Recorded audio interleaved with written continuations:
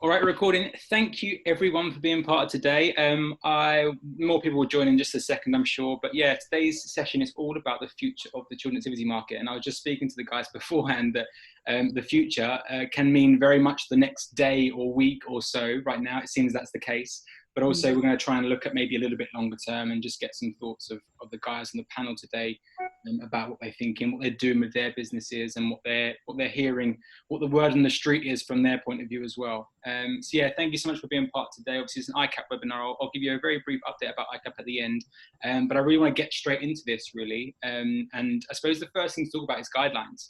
I'm going to put some links on the chat function. I should say as well, feel free to, if you're watching this live, feel free to use the chat function to ask questions or make comments. And yeah, I'll put some links on there during the session. There is a new guidance out from yesterday, a couple of new guidances out from yesterday. You may not have had a chance to see the link or read it. I'll put it on the live chat function. Don't worry if you haven't. Generally, it's pretty good news, it seems, for the sector, certainly in England at least. It's slightly different for the other countries that have got slightly different guidance now going around. But for the English government, I guess, have released some good news. And it's basically that they're giving a bit more of a thumbs up to the activity sector. I'm very cautious still that local lockdowns may clearly affect this, and the government might change things quite quickly, and there may still be some grey areas, but I haven't read through the whole thing. But generally speaking, it seems pretty good. Performing arts and singing based activities too, it seems like there's a slight move forward for that as well. Obviously there needs to be COVID security in place, but guys, I don't know if you had the chance to read the new guidelines. Even if you haven't, don't worry. What is your general thoughts on the guidelines that have been released, and what your immediate thoughts are in terms of bouncing back? So obviously our focus is on the kind of primary school age children and beyond, and we'll talk about schools a little bit, but also public classes for that age group too. What are your general thoughts? And actually, I should introduce you all actually, shouldn't I? That'd be nice. Everyone needs to know who you are. So we'll start with Cerys. If you can introduce yourself, then we'll go to Jenni, Joel and Lauren, and then we'll go into the guidelines. We'll start with there. That'd be good. Go, Cerys.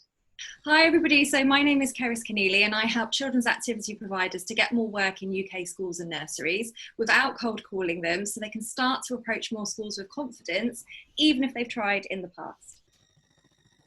Hi guys, so I'm Jenni Bradford and I'm a co-founder at Magical Maths. So we work in primary schools, working with primary school children, and we're focused on boosting their confidence, changing their perceptions if they need changing, and showing them that maths is magical and exciting before they hit secondary school. Go, Joel. Hi everybody, lovely to meet all of you. So I own Make Believe. We have theatre schools in the southeast of England and Sydney in Australia. And the whole ethos of Make Believe is to teach kids the basic skills in the performing arts whilst developing their confidence and self-esteem. Yeah, we set it up in 2004 and we've grown since then, and provided about 3,500 children every week how to sing, act and dance. All right, Lauren. Hi, my name's Lauren and I have worked in the sector since I was 14, maybe younger.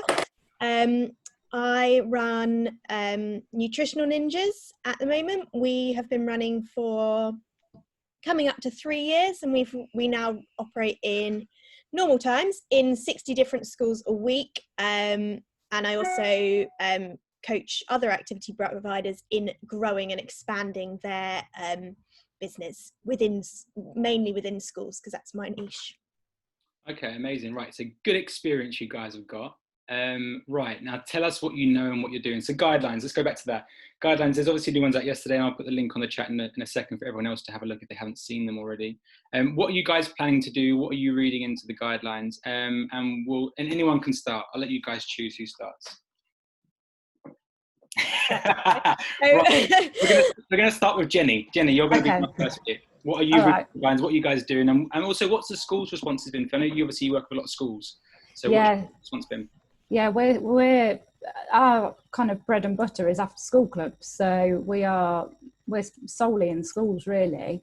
And it's just been a case of, I mean, we were saying earlier on, this whole situation has been really day by day, and it's been kind of looking at things a couple of weeks at a time. And I think schools just before the summer holidays was just sort of in a scenario where they were like, look, we don't actually really know what's going to be happening come September, because we've got 6 weeks and everything could have changed again. So we're just sort of holding out, to get ready for schools open in September and get on the phone to them and see where they're at. And then, yeah, in terms of the guidelines, they have been great for giving us some really good structure. We can put lots of things in place, like brand new risk assessments, brand new guidelines for keeping everything clean and sanitized. And then the idea is that we can put that forward to schools, say these are the things that we're doing, and give them reassurance and give them confidence, and hopefully they'll then say, actually, yeah, these we can start getting after school club providers in again, because look at all these facets that they've put in place. They're completely on board with the same guidelines we're following. Everything marries up, and go from there. I think schools have sort of been quite erring on the side of caution, which is very understandable. So for us, we've got to really be pushing forward and reassuring schools that we're doing absolutely everything we can. We'll be there to support them, and yeah, so we'll see what September brings, but that's the plan. Yeah, I mean, we've had a really, really similar experience. So we obviously run in schools exclusively exactly the same as you. It's all after school club based. So we've contacted all of our schools before the end of the summer term, and we've been through and we've managed to get hold of everybody, seen where they're at, and the schools differ hugely as to what they're willing to do. So some schools are like, yep, come in, off you go, crack on, great, with, you know, business as usual. Some of them are saying absolutely no clubs whatsoever until January at the earliest. Others are saying potentially after half term, but maybe not. So out of our 60 schools we usually run in, we've got 15 schools that have committed to September. So we're running at 25%. So we've had to look at how we can diversify things, just mainly so that once staff come off furlough, because we have office staff, once they come off furlough, they've got A, something to do, and B, we're, you know, bringing in enough cash to pay them. So we've introduced some subscription boxes and things like that. Because the other thing that we're really conscious of is if we do go into local lockdowns or, you know, an overall whole lockdown, we don't want to have to completely grind to a halt again. We want to keep our parents and the children obviously engaged and sort of in a position where they're just a pause, not a complete stop. So they're ready to come back as soon as lockdowns or whatever it might look like in that time is eased, and life can kind of return to normal. Joel, your thoughts? Yeah, I was going to let Cerys go, but that's absolutely fine. Yeah, just to reiterate really what Jenni and Lauren have said, you know, but like those guys, we also work in schools. That's predominantly the facilities that we hire on a weekly basis. And out of our 50 locations, we've actually had quite a good response so far. We've got our business returning in September, but like, you know, Jenni and Lauren both said that, you know, anything can change. You know, government legislation is changing on a daily basis, and I think, you know, we do have to take it each day comes. I think our goal at Make Believe was to provide reassurance, not only to our parents and our students, but really to the schools, in getting everything in place, demonstrating that we could do and open up and provide them with the confidence they would allow us to use their facilities again. And, you know, we've put certain measures in place together with the franchisees to ensure that we can do that. And hopefully, you know, as this, hopefully for the better for everybody, you know, schools will have that confidence in us for us to then kick off back in September, and hopefully in the very near future after that with the other schools that haven't given us the permission straight away. But we're anticipating most of our schools going back by the end of November for sure.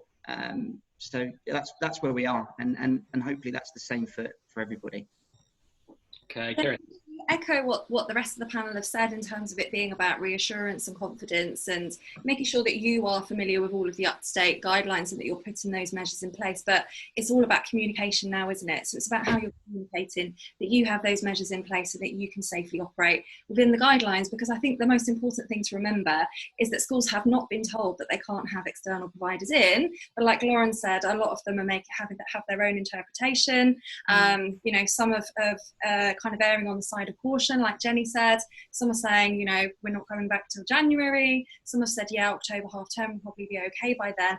I think the key to remember is that it's, as with working with any schools, I say this all the time, it's about being a problem solver. So it's about how can you actually use the opportunity to go in and help a school within the current requirements. And even if a school has come back to you and said, look, if you're after school based, at the moment we've put a policy in place and we're not having external providers in for whatever reason, it's like, okay, well, how else can I assist this school? Can I serve this school in curriculum time, for example? So a lot of the children's activity providers I work with, they have found that it's a huge mixed bag. You know, a lot of them not even having response from schools right now. But the ones that are actually making a little bit of headway with schools are the ones that are adapting to offer curricular lessons, for example. So, you know, if they're not able to have you in after school because of timetabling pressures or staggered start and end dates to the school day, is there an opportunity for you to actually go in and provide your activity as part of a curricular lesson if it fits within a subject specialism area?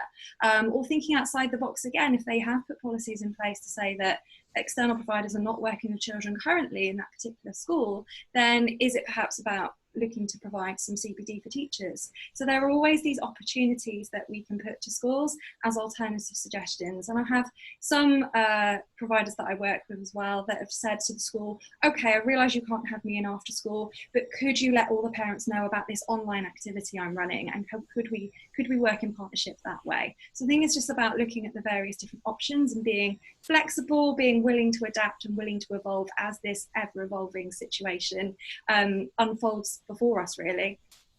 Yeah, really good point. I suppose next question I've already got for you guys, and it feeds off nicely from that, and we spoke about it in the session I did earlier today, is online, right? Obviously we are talking about the future of this, and online will no doubt play a part in some shape or form, but I'd love to get your thoughts on how much online plays a part here. You know, I think in some shape or form, I'm sure all of you have gone online, you know, and had to think outside the box, or maybe just, you know, pretty straight and you know, you've maybe tried to move your sessions online, or you know, I think you guys have all had some sort of focus online, at least build an audience. I'm sure everyone watching this has had to be thinking about that or have pivoted to go online. How much does online play a part in the immediate future? Because there's a report that ICAP released earlier this week. Hopefully all you guys received it. If you haven't, hopefully just check your emails, you'll find it. We talked about business models, and it looks like at the moment there's going to be 3 business models that are going to evolve out of this. One being everyone goes straight back to the in-person sessions, face-to-face stuff. Some do online only, and they pivot for quite a longer period of time for whatever reason that might be. It might be a strategic decision, of course. And then there's going to be the hybrid, where you have a timetable offering, or you have some sort of ability for your in-person classes to be streamed live for people that are shielding, maybe don't feel safe to go back, or for, again, other strategic reasons. I think obviously we are still trying to feel our way into it, but I'd love to get the panelists' views on how much online plays a part over the next few months and maybe even longer term. Yeah, I can kick off. Sorry. Okay, yeah. I mean, we went online initially because our after school clubs hadn't finished. We were kind of halfway through a block. So it was a case of, right, we need to really quickly pivot here. Otherwise, we're a franchise. Otherwise, our franchisees are going to have to do a big chunk of refunds, which wasn't really an option for them. So we had to get online really quickly to finish off those sessions, and then we were able to offer other sessions to bring in more revenue. And obviously with schools going back, it's not going to be, the same opportunities aren't going to be there if the children are at home. But we have spoken to quite a lot of parents who've said actually they'd like to do online things after school, because if after school provisions aren't there within the school, they'd like to do online stuff, and even at weekends, because I think we've got to remember, like, schools will be back, but there's still a lot of things that are going to be locked down, aren't there? A lot of things that kids and families are used to doing in the evenings and weekends. So yeah, I think there are definitely opportunities there with online. So yeah, Joel. Sure. Yeah, I actually think the online structure for us actually worked really quite well. Back in obviously March, when all the schools started to close, we had to adapt, like all of us did, very, very quickly, moving everything online. And we decided as a company that we would actually offer everything completely for free. And all we said to parents is, look, you know what, we're going to offer all of these free sessions if in return you can just make a donation to, and we chose Great Ormond Street as our chosen charity. And those families that had the means to do it, very kindly donated, and we ended up raising about £2,500 to £3,000 for Great Ormond Street, and we ended up with over 10,000 logins of lockdown. And the idea for us as a business perspective was to just drive people to make believe, and also obtain their data to hopefully in the future getting them to be part of the make believe journey for all different capacities. I think long term, I don't believe that online is ever going to replace the offline structure, especially for the performing arts sector. Obviously we're very much driven by the whole face-to-face, the communication. Performing arts is very creative. You can only do so much online as opposed to in a classroom. But there is no harm in, I think, if you've got an offline presence, that's only going to, attract and benefit a lot more people. If they can't come to a physical class, then they can come online, So we're looking at ways to adapt and hopefully maintain that both in the short and long. So yeah, I don't see any reason why you can't do both if your activity allows you to do so.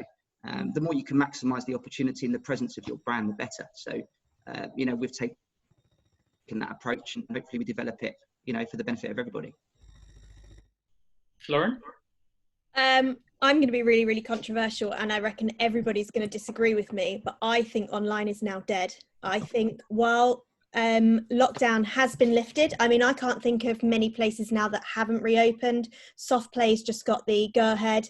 The only ones that remain closed are the theatre, which is my other business, and like nightclubs and things, which largely don't affect people on a day-to-day basis. I think until we go into a proper lockdown again, on the whole, I think online is dead. And the reason behind that is I think that people are tired of it. They've spent 6 months in this situation now, and they're tired of sat in front of a screen. They want to get out, they want to do things, they want to physically be with other people. For that as a sector, who knows what the future, we don't know what the future holds. In reality, we may have to live with this for a very long time.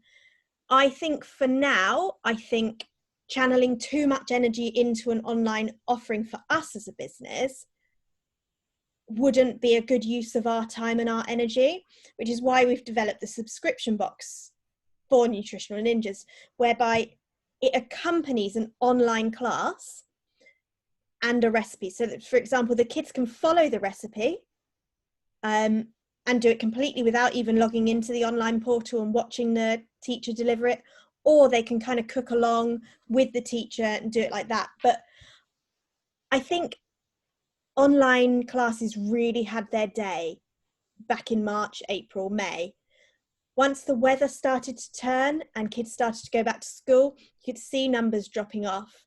And I really, really think that it's going to be really hard to engage people online once kids go back to school, because back to school means back to play dates, back to parks, etc., etc. And I know it's going to be winter, so it'll be slightly, more restricted, but I just can't see that as a sustainable business model, online is the best way to go forward. I think we need to be offering something more,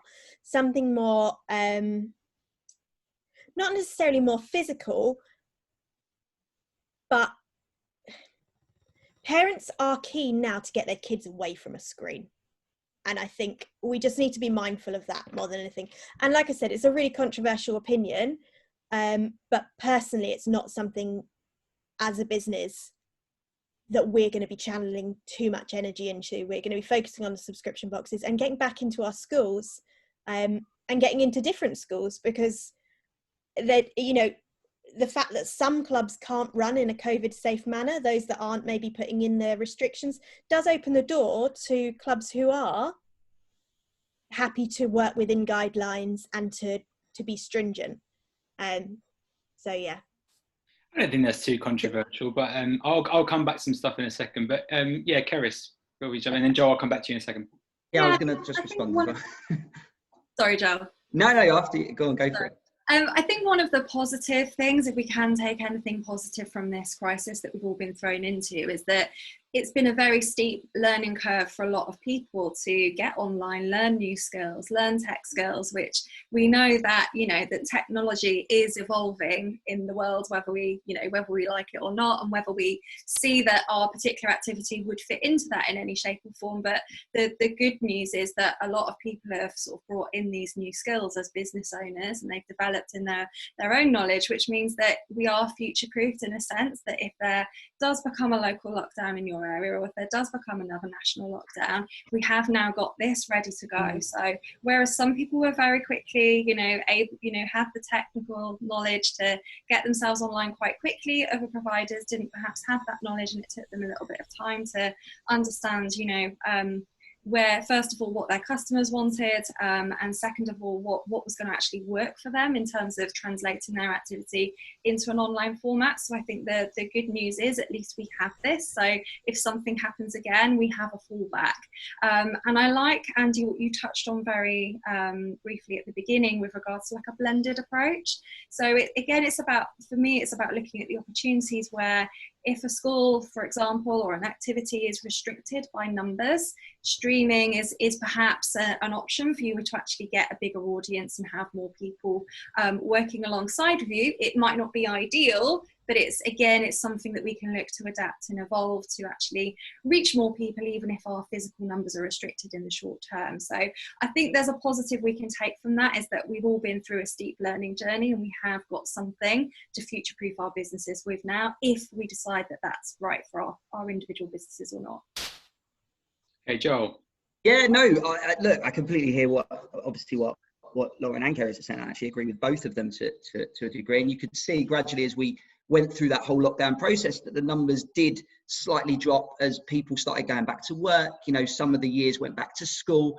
And I just saw a comment come up from a parent, actually, that we get our kids away from a screen and back into the classroom because of a whole range of different things that they benefit from doing so, rather than just being stuck in front of a screen. But I also, it was created to make performing arts accessible. And unfortunately, when as a franchisee, when you buy a territory, you buy a certain amount of people from a commercial perspective in terms of the population of that territory. Now, the school is based in the centre of that territory, and you've got a certain amount of capacity that you can actually welcome people. Not everybody across the entire territory is going to be able to attend school for a multitude of different reasons, whether it's because of geographics, whether it's because the day that you operate is not convenient. So I think, as a provider, you have if you can, to adapt. And you're right, Cerys, taking a positive away from it, to try and get as many people from your territory to be part of your activity journey. If you put it out there and people want to be part of it, fantastic. If they don't, that's absolutely fine. I don't think you should move your whole business model in one direction. Of course not, that would be silly. But to try and adapt and to offer both surely is beneficial to attract as many customers as you possibly can. Yeah, I suppose what I'd want to add to that as well is, and I think all of those points are valid. I don't think Lauren's point was too controversial. I'm sure there are many people in this joining right now that are agreeing on the chat function for sure. I think we have seen the demand for online classes right now wane.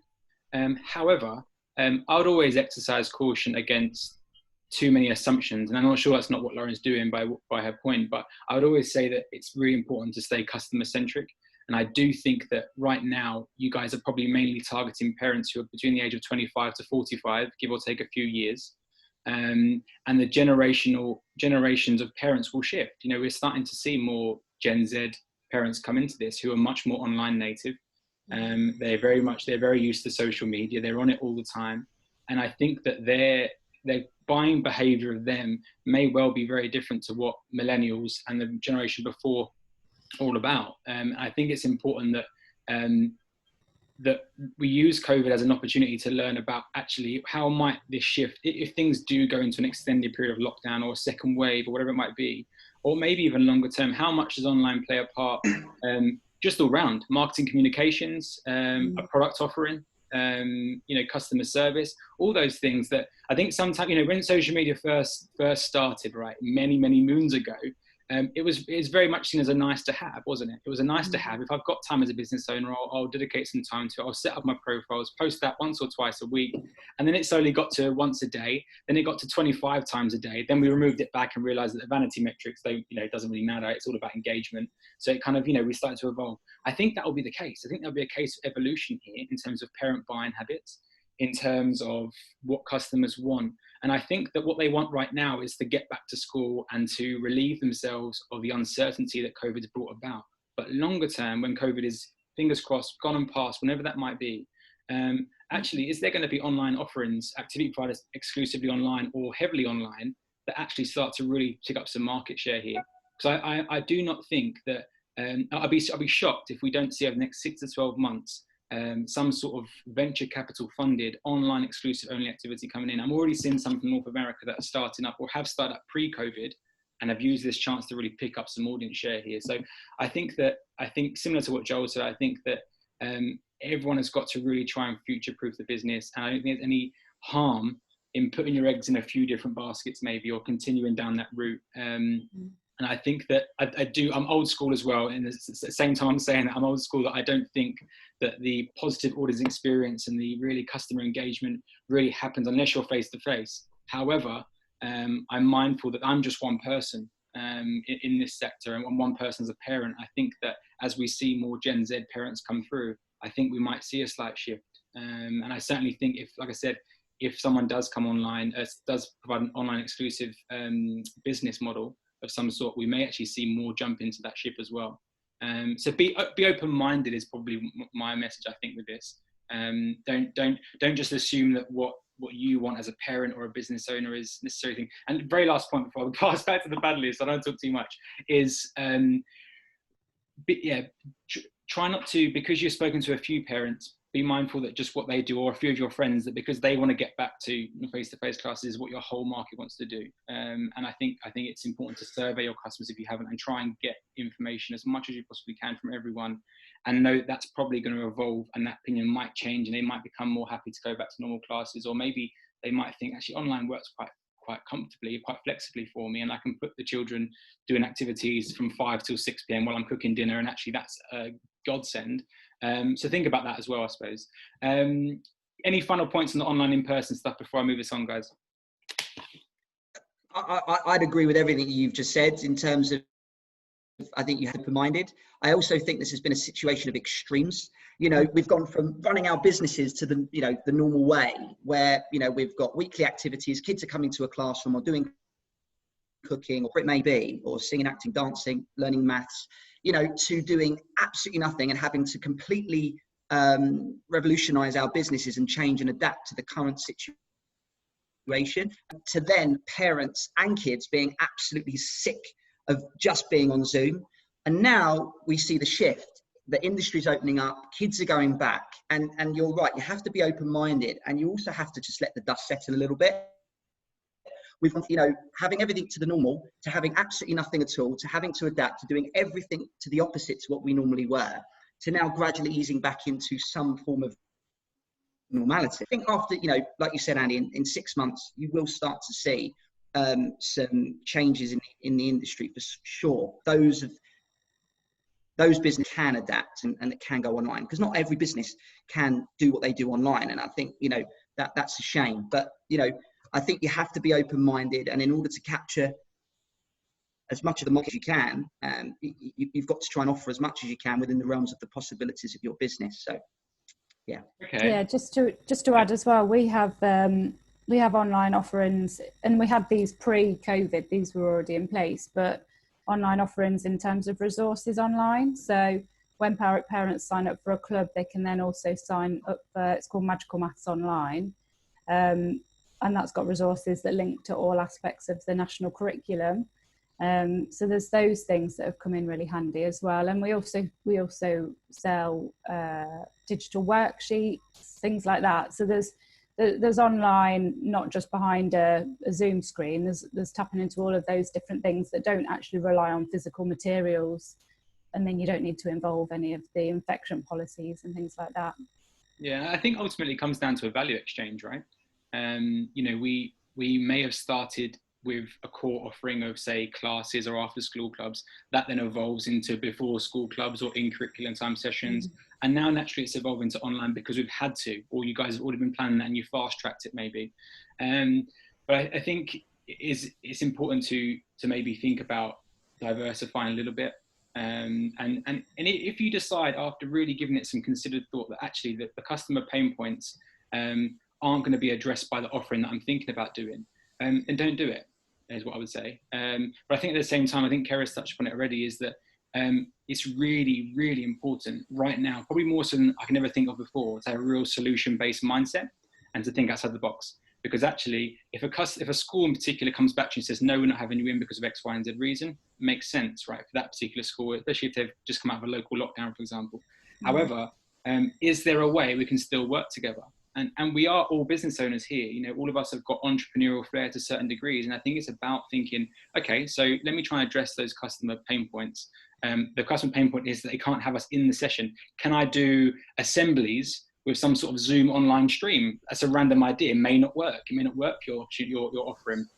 Is there ways we can get kids involved, get kids active, get kids doing things, learning still through our support?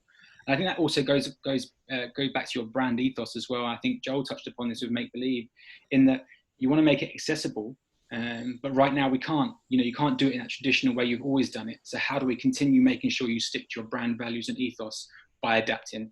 And I think the ones that adapt will continue to survive and thrive. And that comes to my next question, actually, guys, is that what do you see, apart from COVID-19 and schools responding and things like that, what do you see as the biggest challenges over the next few months, into the next few years maybe? Again, we're talking maybe a bit bigger now, and it's very difficult. I'm not asking you guys to look into your crystal ball, but what, from your experience running the business successfully in the past, what do you see as being a key challenge for you, and how do you sort of, without giving away sensitive company data or information, of course, what do you kind of see as the big challenges that you think will come about after this? We'll start with, who wants to start? You guys are a quiet bunch. We'll start with Joel. Go on, Joel. Okay, I was every time I've jumped in first, someone else has started as well, so I thought I won't say anything this time. Challenges, naturally, natural challenges for us. I think is the imminent future is definitely building on that confidence of families, within a variety of different communities, and ensuring that they have the confidence to bring their kids back. And I think we've seen a shift, in terms of mindset, how people's minds have changed each month, from April to May, from May to June to July. And hopefully, by the time we get to September, and schools go, they will have the confidence to obviously send their children back to activities such as Make Believe and all of you guys too. I'm trying to think challenges. You caught me on the spot a little bit. Oh, I tell you what, Joe, how about this one? We're obviously going to go into a recession. I think we're already officially in a recession by the sounds of the latest update.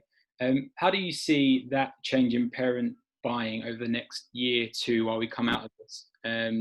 You guys don't necessarily need to have all the answers with this. I suppose it's just kind of bigger questions I'm trying to think about, because obviously we're talking immediately about getting parents back in, and lots of parents will be really keen to do that, but there'll also be a huge amount of unemployment, probably none that we've seen in this generation, I think, by the sounds of it. It's already, unfortunately, some bad headlines that are coming out of it already. That's only going to increase when the furlough thing, if it ends. And how might that play a part? Because there's a lot of parents, and I include myself, that we're streamlining things that maybe were outgoings before that weren't luxuries. Kids can tend to be the last thing people will kind of get rid of. So I'm guessing you guys can say that. But do you see that being an issue over the next couple of years or so? Okay, so from a mathematical perspective, and maybe Jenny can step in here as well, for magical maths. On a termly basis, we look at it that we look to replenish about 10 to 15% of our students, because you've got your core, students that attend your sessions every single week, live or die. They're coming to make believe or magical maths or ninjas, etc. So we always look at replenishing our business by about 10 or 15%.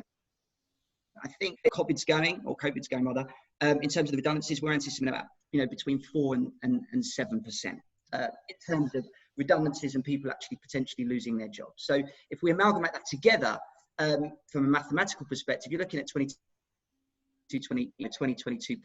So what I've said to our franchisees is what you were spending before in terms of replenishing your business, increase that by the 8%. So our marketing spend will gradually increase. So I would say in terms of cash flow, that's going to have an impact on the business to then hopefully generate the same amount of people that you were before. Okay, your marketing expense will increase and your customer acquisition might be slightly higher.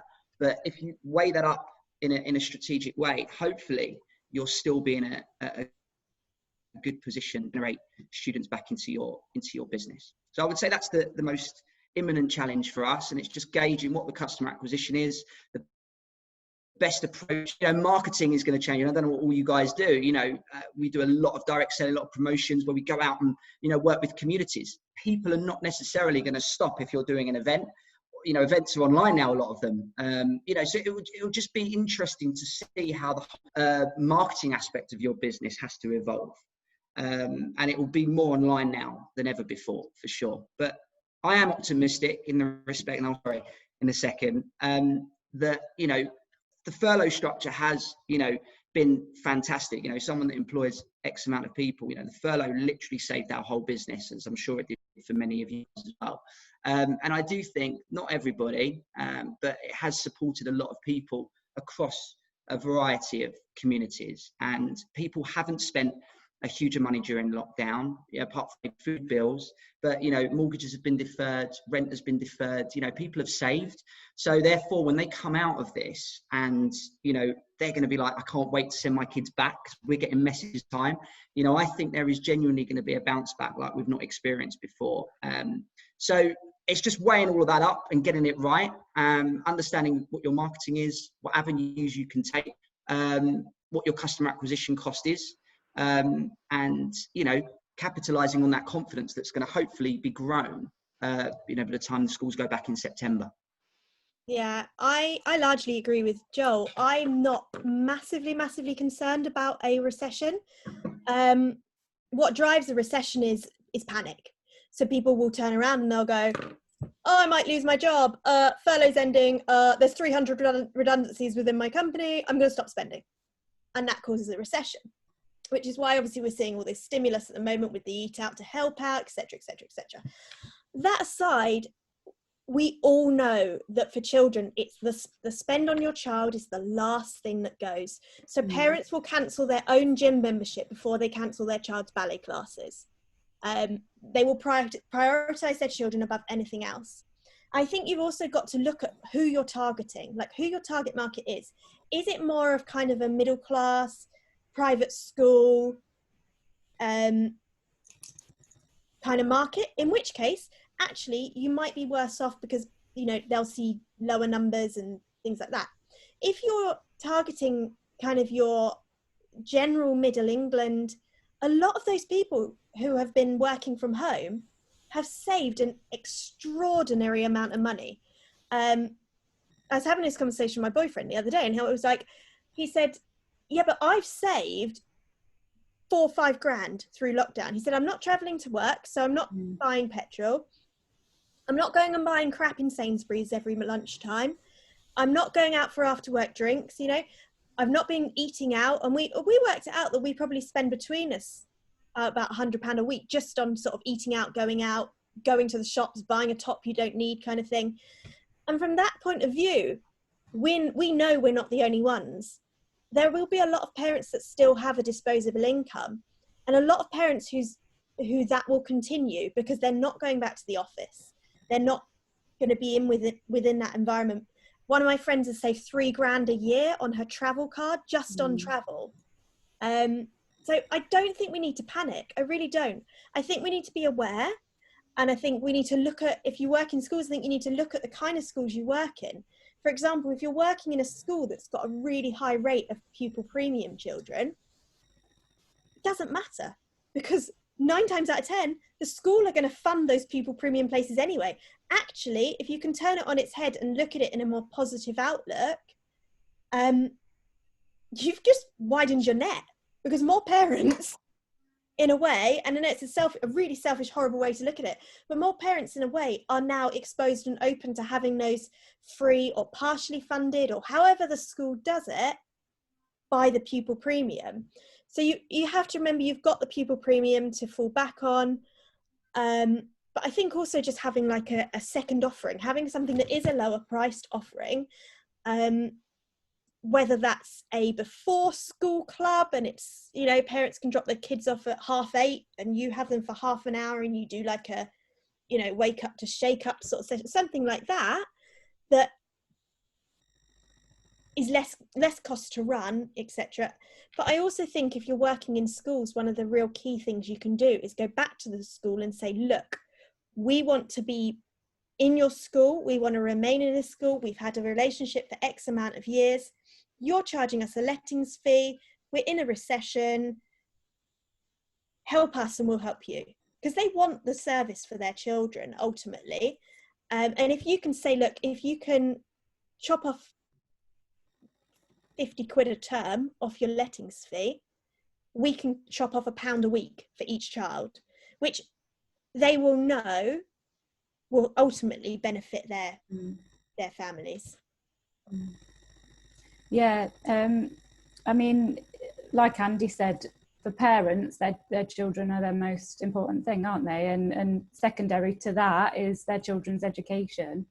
And I mean, we were running Magical Maths during the previous recession, and we actually didn't see much difference at all. We didn't see any difference. And I know this is going to be a different one, and the redundancies are a bigger scenario. But yeah, I think parents are always going to be prioritising their children and their children's education. And yeah, and there's like Lauren was saying, there are going to be avenues that we can tap into to support parents and things there that we can work with schools in terms of those sort of things. So yeah, it's just, again, it's being entrepreneurial, isn't it, and being open to thinking of new ways of working. Cerys, your thoughts? Yeah, I agree with what Jenny and Lauren have said, really, about not really being too concerned about the recession as it is, because we always go through, you know, we've had this before. Okay, it was a slightly different challenge. I mean, I started my first kids activity business during the credit crunch, and everyone thought I was crazy. But it wasn't an issue for kids activities, because, like Lauren was saying, and like you were saying, Andy, it is the last thing that, you know, that parents are going to stop spending on. You know, parents always putting their children first, and wanting, you know, classes have always been busy. If we look back through, you know, the last sort of decade or so, it's, you know, we're always going to go through these times. There's been these moments in kind of immediate history, and it hasn't necessarily had an effect. But it is, like Jenny was saying, about being entrepreneurial and rising and falling with those peaks and troughs, and, you know, making sure that you can adapt and evolve as these things go on.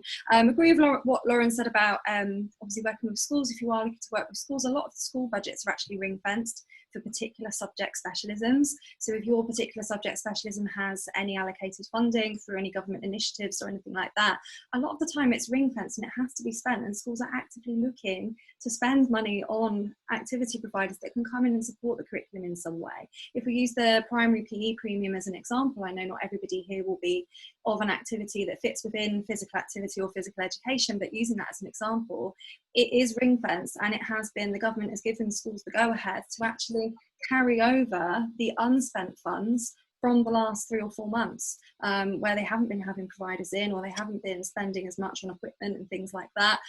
During this time, they've actually now got more funding to play with over the next academic year. So there are these opportunities, and I definitely don't think it's time to panic. But I would also say that, going back to what you said in the beginning about kind of buying behaviour, and perhaps parents are made redundant, etc., etc., If you are concerned about your payment options, then look to have varying options. So can you put payment plans in place? Can you have an upfront option and a payment plan option? Can you look at monthly subscriptions if you're not already, where people are a little bit more clear on what their finances are on a monthly basis? But agree with the insights that Lauren gave at the beginning, was that, people are saving a lot of money.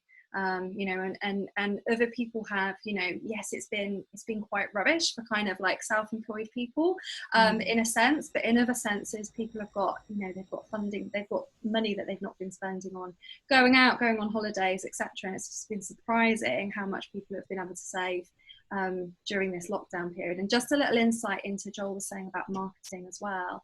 I was having this conversation with my husband the other day, because he's in marketing and he's hiring at the moment, and he's noticed that a lot of small businesses they're just getting rid of their marketing departments. And we were just saying how crazy it is that these are the first things to go in their businesses. And oh my goodness, guys, if there is anything that you want to be working on and putting your effort, time, energy and money in right now, it is your marketing, because that is what's going to drive your business forward and through to the future. Okay, Cerys, that's a perfect bridge to my next question. Thank you. And I think that's all positive news, guys. And I would broadly agree with everything that's been said, really. I think that, there's a lot of funding to be used. And I think there's a lot of parents that are keen to get kids back as soon as possible to their normality. Even if it is an adjusted normality, I guess. I think that will play into the hands of activity providers for sure. Without giving away your business secrets, of course, guys, what are you thinking in terms of marketing strategy and general communications to schools and parents? Is that going to change? Is there maybe a bit more focus on giving back and social responsibility, a bit like Joel said with some of the great ornamenry they've Make Believe been doing over the past few months, and obviously money raised? Does that play a part here? Do we need to be looking a little bit more outside the box with our strategy to make sure we're not being seen as too commercially aggressive in any way? Or, what's your thinking with marketing in general? Is it just going to go back to what you guys were doing before, and you don't see an issue to change it that much? I think it's important to always think outside the box, never to look at how you can evolve. Your last idea would have been fantastic, but it's all about your next idea as well, and how you can maximize it and execute it to capitalize on the opportunity for your business. I think we are going to definitely, Cerys is, in terms of marketing, now is the perfect time to act. And to get your brand out there as much as you possibly can, to attract as many people. So everything that we were doing before, for us, and absolutely, moving forwards, we're going to do more as well. So this is perfect opportunity for you to get out there and actually let people know about your brand and attract as many people as possible. I wouldn't sit back at all. You should be advancing forward from every perspective. Okay, Joel, let me just flip it back to you straight away, right? That's obviously going to squeeze margins here. We're already talking about potentially having to get 20+% more in terms of retentions in that example we gave, which I think was a really good example, actually. That's going to apply pressure over a longer period of a squeeze margin, maybe. How do people have the confidence? And I agree that they should be marketing more. I've actually personally spent more on marketing my businesses over the past few months than I've ever done before. Eye-watering. But how do people manage to get the confidence to do that with the uncertainty that still surrounds the society, the world? Well, because nothing is short term. Everything short term, you're never going to succeed. You have to think long term. And if you believe in your brand, you believe in the business that you've either bought into as a franchisee, or you believe in your business as the owner of the company and the person that set it up. What you spend, if you can afford it, obviously everyone's in very different financial situations, and I'm very sensitive to that. So I'm not talking like, you've got millions of pounds in the bank. Obviously you do it within the realms of affordability. But if you genuinely believe in what you're doing and the impact that it's going to have on your community, which has a greater impact on you as a company, what you invest now is only going to benefit you in the future. And what we're doing as a franchisor is we've said to all of the franchisees, right, you need to make sure you retain in your business for the return, and everything that you have, we're going to pretty much match across the network, so that we bring everything together from a financial perspective, which is going to have a greater effect on every single individual within the company. And obviously, naturally, as a franchisor, the better your franchisees are performing, the better you are. So short-term gain is never a thought process. COVID whilst it's here, you know, someone mentioned the other recession, we were around too. It did, you know, and every area is very, very different in terms of the affluency, etc. But if you invest now and you believe in what you're doing, the short-term gain shouldn't even be, it should all be about your long-term vision and how that's going to impact your business for the greater good of everybody. Okay, great answer. I'm going to come back to in just a second. But yeah, Cerys, Jenni and Lauren, about marketing to schools and your general approach over the next few months/years. So for us, I'll touch on another business I've got. So I run a Christmas business called the National Elf Service, and we go into schools and we send elves, actors, into schools, and they deliver assemblies to the kids, and they deliver books, etc., etc., etc. Last year we visited 28,000 children. This year we expect to do double that. And the reason we expect to do double that is because ultimately, from a school's perspective, schools have cash. They're not hard up. They will tell you they're hard up. The Daily Mail will tell you they've got no money. They've got cash. They've got money to spend. And they just need to be persuaded to spend it. And that's all it is. And we have to remember, as children's activity providers, we are not charities. And anybody who runs as a charity, that's fantastic, or runs as a social enterprise, anything like that. But we all have mortgages and things to pay as well. And the minute you say, oh, I don't want to sell to people because, you know, oh, there's a recession and this, that, and the other, it's almost a self-fulfilling prophecy. And we need to plow forwards. We need to get back to normal. We need to really, you know, sort of put the blinkers on and say, no, we're going back to normal. We're going back to normality. And for that, we're going to continue marketing to schools. We did think about potentially marketing to schools for new clubs, but we scaled that back just because we weren't sure we could deal with the workload, because we're fully expecting that if we went out and we marketed direct to schools to take on new clubs, that we would have a good uptake. Yeah, I just think we just got to continue as always, and possibly do a bit more. And if you're worried about things like you know, whether or not you should be advertising because morally, you know, people are losing their jobs, etc., etc., then put something in place that will support those people. It's going to be great PR, and it's a nice thing to do. Ultimately, it's a nice thing to do. Like, we've looked at setting up like a scholarship fund, whereby if parents come to us and they say, oh, you know, we'd really like to do it, but, you know, money's a bit tight, that we can personally fund their places through some kind of fundraising. And we haven't really put like the cogs into how we do that yet, because ultimately, if they can't afford it, the school should be paying with their pupil premium. But there will be people who fall through that gap. So if you can put something in place that A, makes you look good, and B, really helps people, it's a win-win situation all round. And that is something we're looking for September. But ultimately, we've already got clubs that are full. So I don't think we've marketed as we usually would. We've got full clubs ready to go back to school in September. And that's just because we've continued as we would. And I think that's ultimately what we've got to do. We just got to plow on, get on with it. Business as usual from now on. All right, Jenni? Yeah, so for us, I mean, during lockdown and things like that, when we were doing our online classes, we were making use of our database. So we were doing quite a lot of email marketing.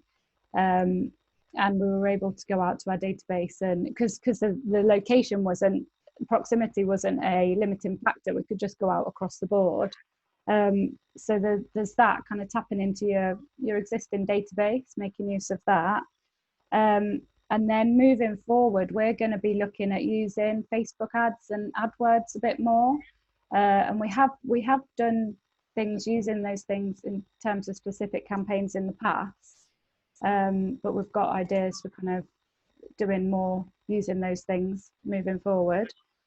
And then, yeah, I mean, it's just reiterating what Joel was saying. Marketing is an investment, so it's not a spend. You're investing money and you will get more in return. So always remembering that, but doing your number crunching as well, making sure you've got the cash there initially, but you will get more, you'll get the return back. So always have that in mind. And also what Lauren was saying about it, not thinking of selling as in, oh, it's selling, it's cold calling, it's uncomfortable. It's the whole Richard Branson element of, actually, if you really, really believe in your product and you're really passionate about what you're doing, then you never actually have to sell a day in your life again, because you're helping people. Like, we're all going out there, we're providing fantastic activities and resources to children, and we're going to benefit their lives. So it's thinking, I'm not selling, I really want to get this into schools, I really want parents to know about what I'm doing. I have to get children coming to my sessions because I'm going to benefit them and have a really positive impact on their futures.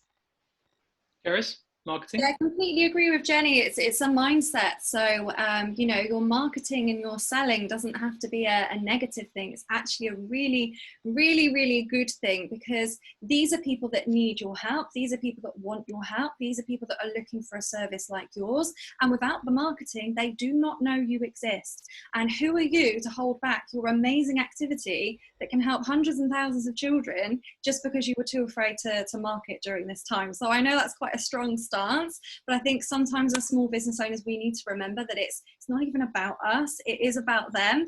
And it is about, you know, it is about helping the people that have put their hands up to say, you know, we need your help. And from a school's point of view, they're always going to need providers to come in and, you know, help with extended schools, help to enrich their curriculum, help with CPD for teachers even. They're always going to need this support.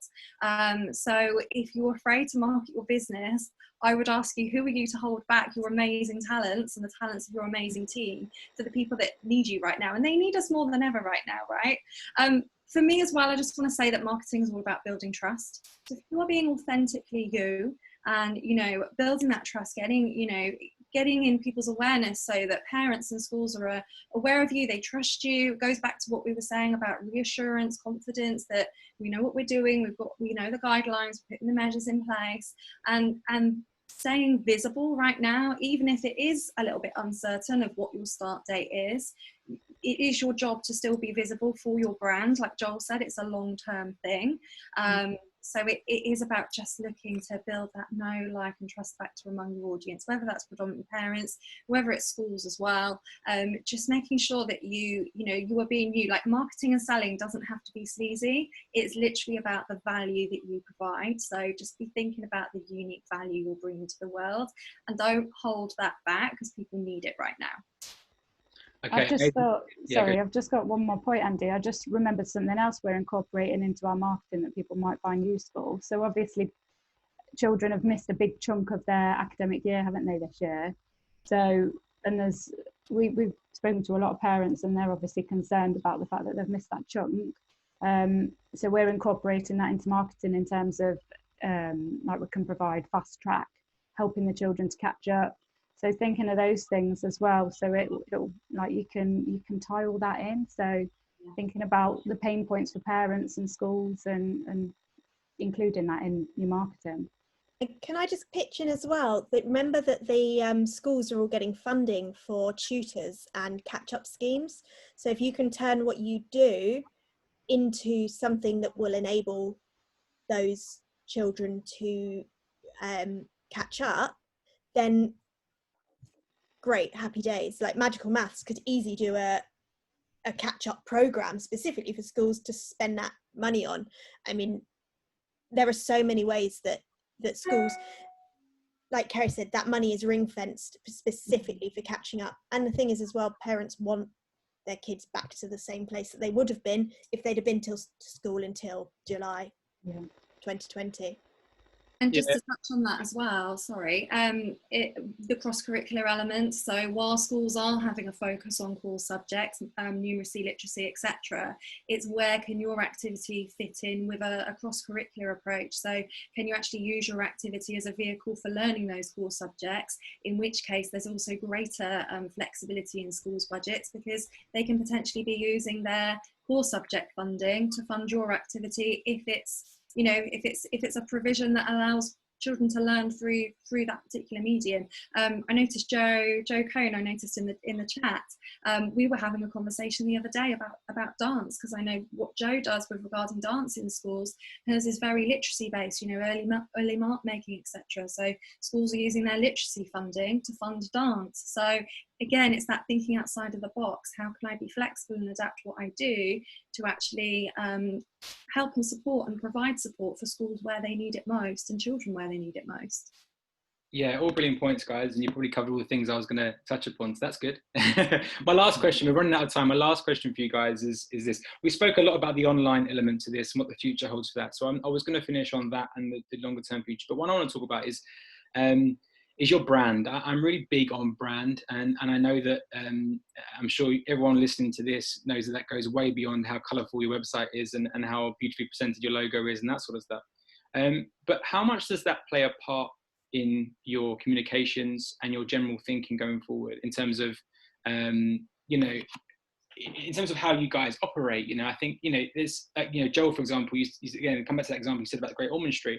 I think that just ticks all the boxes for you in terms of what your brand stands for. And it's obviously great PR from a business point of view, but it's also providing accessibility to people in a funny time, or a less than funny time rather. But, you know, just, you know, also helping a, you know, charity that maybe you've helped before, you're going to be doing more. So how do you guys plan to incorporate that, if at all, in terms of, like, you know, how does your brand develop from here? Is it going to change at all? Or is it literally, again, back to business? We've always been doing this. We've always been supporting charities. We've always been doing this particular thing about our brand. We've always been trying to promote inclusivity or this, you know, that sort of thing. How does that change for you in terms of branding? Have you thought about that for you guys at all? And there's no right or wrong answer here either. Who wants to start? Joel, go on, Joel. Yeah, I'll kick off. Absolutely. You know, we always say to our franchisees, you know, lead with the vision. You know, people buy into you and they buy into your brand. You know, and if people fall in love with the brand and and you build that emotional connection with people, they're going to continue to come back and be part of it. And I think, you know, that's what it is. It's not just about sticking your name on the flyer. It's about reasons why you do what you do rather than what you do. And then people will naturally buy into that and resonate towards it. I think we've always definitely led with that mindset, and we will absolutely continue to do so. And you know, Lauren mentioned about, it's about how you can keep providing that accessibility for people. If your price point is at a certain place, you know, how can you make your business much more accessible? That's something that Make Believe has always done. We've always looked at how we can always attract the wider community and give as many young people the opportunity to be part of the Make Believe journey, and associating ourselves with Great Ormond Street, aside from it being an amazing cause in terms of what they do. You know, from a business point of view, it's a great association. Both organisations can help one another. And, you know, you do naturally raise the profile of what you do. And you know, so definitely from a branding perspective, leading with the why is definitely something that we've always done, and we will absolutely continue to do so as we move the business forward. Lauren? I knew you were going to pick on me next. I think if you just lead from your mission statement and from where your sort of from where your why is, people will follow. And I think it's really key to remember that people don't buy what they need; they buy what they want. So if they're thinking, "Oh, I need childcare for my children after school," they're going to go for the cheapest offer. You know, they'll go for the teacher run club that's free, or they'll go for football that's £2 a week. But if their child wants to do something and they can see the benefit in it, they will happily pay double for that because it's something that they want. And I think getting that across as well, affiliating yourself with being a strong brand, being ethically minded, being COVID secure, being morally sound, are all really, really important parts of the brand. And like Andy said, it's not just a jazzy website, it's 100% your credibility as a brand, and all those different things feed into it. Jenni? Yeah, so yeah, in terms of mission, our mission is to get children loving their maths. And as I said earlier, parents are going to be concerned about children being behind, So we want to help children catch up, but it continues to be in terms of helping them to love their maths and do it in a fun way. And I mean, there's lots of exciting stuff in terms of technology that can be used and those sort of things moving forward. So yeah, for us, it's always about fun learning. So even though the kids have got a lot of catching up to do, we'll still be making sure that fun is really at the heart of everything that we're doing. And then one of the things that we have been doing throughout the lockdown period is we had a joint venture going with a coding club. So any parent that signed up for a magical maths club, they got a 4-week coding club for free off the back of that. And that was something that worked really well. So parents were essentially paying for 3 weeks with us, but they got 4 weeks on top. So they were getting 7 weeks for the price of 3. So there's those kind of options as well, sort of joint ventures, and thinking how can we add some extra value in for parents during this time, and what is it that they want. Like Lauren said, people aren't buying what they need, they're buying what they want. So yeah, just sort of thinking again outside the box, getting your entrepreneurial hats on. And these kind of events are great because it's like a mastermind essentially. We're all sort of chipping in and giving ideas. So yeah, sharing ideas with other like-minded people in the sector is brilliant. So yeah, Andy, these sessions are really good for that. Great, good. Right, Cerys, before we wrap it up. Yeah, for me, thinking about your brands, don't underestimate your personal brand, because at the end of the day, people buy from people, and people buy from people that they feel connected with.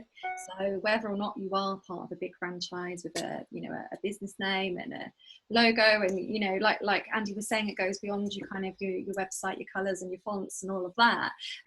Do think about the personal element of what you provide as well, because people will buy into you and your unique experiences that you've had. Your story. Joel mentioned the why, going back to your why. Lauren mentioned your vision and your mission.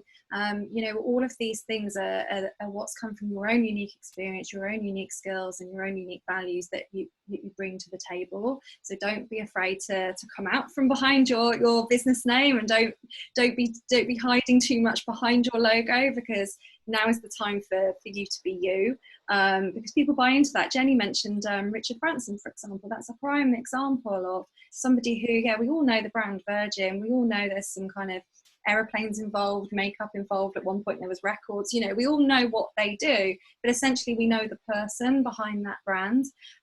So as small businesses, I think there's a lot to be said for also kind of communicating our personal brand as well, because people will buy into that, particularly now they're looking for connection. People are looking for community. If you can build a community around your brand as well, that's something that's going to set you up quite nicely for the future, because people want to feel a part of something, and when people feel a part of something, they don't want to leave it. Guys, that's amazing, and that's a lovely point to finish on, Cerys. Thank you. Guys, panelists, thank you so much for being part of today. I really appreciate you taking the time to join and give your insights and that sort of stuff. Everyone that's attended and watched, or you're watching recorded maybe in the replay, thank you for doing that. To finish for me, obviously you guys know that ICAP is something I've been looking to launch and is looking to do more of these type of events in the future. There's actually one this afternoon at 2:00, which you can join. I think there's a few more spaces left if you want to do that, and that's kind of with a guy called Theo Millwood who runs Swim Time. Feel free to join that if you're free. But ICAP, the membership launched on the 1st of September, and there'll be more events like this that will be free, and there's more insights and stuff like this which we're going to try and contribute to the whole community. But obviously there's going to be a bit more in the membership, which I'll communicate over the next couple of weeks. But yeah, lastly, thank you for joining, everyone for joining and collaborating. I think that one thing we've learned from COVID-19 is actually, as a sector, the more collaboration, communicating we can do amongst ourselves to help guide our decision making is going to be really important going forward. I think, in many ways our sector's kind of fallen through the gap sometimes in what government determines what we are and what we're not. So actually we need to come together more so now than actually ever before. And I think the more collaboration over the competition element we can do, I think is a really good thing. So yeah, thank you again, guys, for joining. The recording will be released out to everyone on Monday, so if you want to watch again, please do.